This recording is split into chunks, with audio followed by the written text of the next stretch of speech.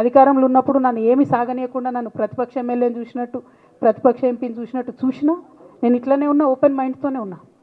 నేను కోరేది ఒకటే, కేసీఆర్ గారి ఆరోగ్యాన్ని కాపాడండి రామన్న, పార్టీని కాపాడండి, పార్టీలో ఉన్న కార్యకర్తల్ని కాపాడండి, అందరు బాగుండేలాగా ప్రజా సమస్యలు తీసుకోండి. నాకు అంతకుమించి కావాల్సింది ఏం లేదు.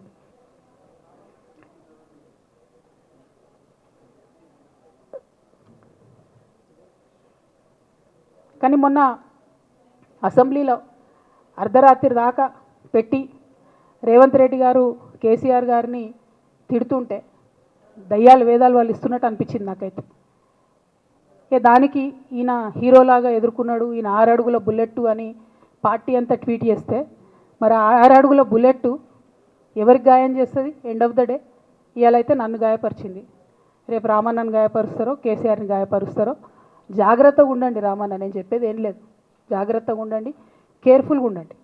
ఎట్ ద సేమ్ టైం ఈ హరీష్ రావు గారి కారణంగా గమ్మత్ ఏముంటుందంటే, ఒకసారి హంపీకి పోతారు వీళ్ళందరూ, మీ అందరికీ తెలుసు ఆ స్టోరీ. హంపీకి పోయి పాటలు పాడుకుంటారు, మొత్తము చాలా మంది కలిసి కేసీఆర్ గారిని చాలా అవమానకరంగా మాట్లాడతారు, ఒక పార్టీని వెన్నుపోటు కొడదామని డిజైన్ చేస్తారు. ఇదంతా వీరికి తెలుసు, హరీష్ రావు గారికి తెలుసు. నేను ఆ రోజు సాక్ష్యం ఉన్న హరీష్ అన్న వచ్చి లిటరల్లీ రామన్న చేతులు పట్టుకొని, అరే మామయ్యకి ఎప్పుడా సింక్ ఆర్ సేల్, నేను మామయ్యతోనే ఉంటా అని చెప్పి అక్కడ మాట్లాడుకున్న వాళ్ళందరికీ పెద్దసారి దగ్గర అవుట్ చేసిండి. ఆ తర్వాత పర్యవసానంలో ఈటల రాజేంద్ర అన్న బయటికి వెళ్ళడం. ఈ మహానుభావుడు వల్ల జగ్గారెడ్డి దగ్గర నుంచి మొదలు పెడితే, చెరుకు శ్రీనివాసరెడ్డి ముత్యంరెడ్డి అన్న కొడుకు దగ్గర నుంచి మొదలు పెడితే, రఘునందన్ రావు గారు, మైనంపల్లి గారు, విజయశాంతి గారు, విజయరామారావు గారు, ఆయన పాత పెద్ద ఆయన ఉండే ఈటల రాజేందర్ గారు, వీళ్ళందరూ పార్టీలోకి వెళ్ళి పోయినారు కదా. పోలేదా? ఇవన్నీ హరీషన్న చేసినాయి కాదా? ఆనాడు దుబ్బాక ఉప ఎన్నిక ఎందుకు ఓడిపోయినాం? దుబ్బాక ప్రజలకు ఇప్పటికి కూడా గుర్తుంటుంది. వాళ్ళందరూ ఒకటే మాట చెప్తారు, ఈయన సిద్దిపేటకు తప్ప రూపాయి రానియాడు దుబ్బాకకు, ఈయన వచ్చి ప్రచారం చేసిండు కాబట్టి మేము ఓటేయాలని ఓపెన్గా చెప్పారు ఆనాడు ఎన్నికలలో. దానికి ఏం రాపించుకుంటాడు ఈయన పేపర్లల్లో? ఒంటరి పోరాటం చేసి ఓడిన హరీష్ రావు. అసలు ఓడిపోయిందే మీ వల్ల కదా. మీరు మీడియా మేనేజ్మెంట్లో సూపర్ అలా డౌట్ ఏం లేదు. రామన్న యూట్యూబ్లు మేనేజ్ చేసి ఈయన మెయిన్ స్ట్రీమ్ మీడియా మేనేజ్ చేస్తాడు, అంతే, అంతకుమించి వేరే ఏం లేదు. నేను రామన్నని రిక్వెస్ట్ చేస్తున్నా, అన్న మీరు కూడా ఆ స్కిల్ నేర్చుకోండి అన్న. అట్లనే ఈటల రాజేందర్ గారు ఉప ఎన్నిక దగ్గరుండి హరీష్ అన్న గెలిపిలేదా అండి ఈటల రాజేందర్ని? ఆనాడు పీసీసీ అధ్యక్షుడిగా ఉండి రేవంత్ రెడ్డి గారు ఏమంటారు, కాంగ్రెస్ పార్టీ ఓడిపోతుంది ఇడా అని చెప్తారు. ఆయన ముందే డిక్లేర్ చేసిండు, ముందే చేతులు ఎత్తేసిండు. హరీష్ అన్న ఆడ పోయి కూర్చొని మరి ఈటల రాజేందర్ అన్నను గెలిపించొచ్చిండు.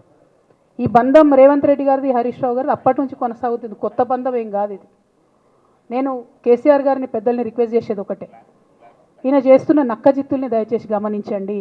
ఇలా నేను బయట పోతా కావచ్చు, నాదేముంది, ఉద్యమంలోకి వెళ్ళి వచ్చినా మళ్ళీ ఉద్యమంలోకే పోతా, నాకు భయం ఏముంటుంది, నాకు ఎన్నడూ పదవుల మీద ఆశ లేదు.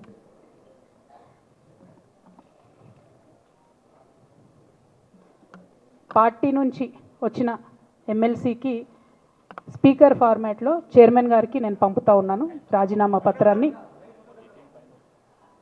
అట్లనే బీఆర్ఎస్ పార్టీ ప్రాథమిక సభ్యత్వానికి కూడా గౌరవ పెద్దలు కేసీఆర్ గారికి రాజీనామాను పంపుతా ఉన్నాను.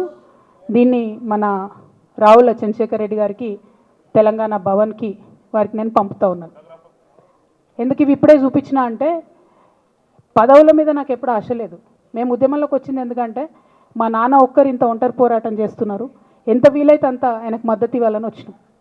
ఆనాడు మేము ఉద్యమంలోకి వచ్చినప్పుడు పార్టీ అధికారంలోకి వచ్చే ఆస్కారమే లేకుండే, తెలంగాణ వస్తుందో రాదే అనే అనుమానాలు అంతటా ఉండే.